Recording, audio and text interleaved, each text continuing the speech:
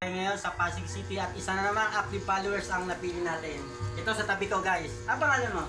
Andre Galinero po, Sir William. Si Andre Galinero. Ito po ang mga coins niya guys at titingnan natin saan galing yung coins mo? Napulot ko po, Sir William. Nagbubuti po ako. Ah, yan ang trabaho mo, pangangalakal no? Pero ang dami niya na. Alam mo yung presyo nito kung magkano ang isa? Magkano po, Sir? Ito. Ito guys oh. Itong coins niya. 1.5 ang isa nito guys, bili ko.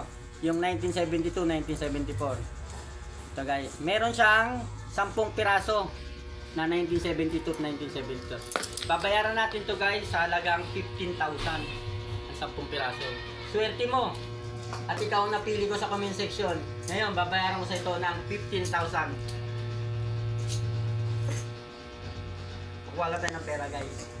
15,000 ang babayaran natin. 1, 2, 3, 4, 5, 6, 7, 8, 9, 10, 11, 12, 13, 14, 15. 15,000 guys, binayaran natin ang coins niya. Ano gagawin mo sa perang natanggap mo sa akin sa mga coins mo?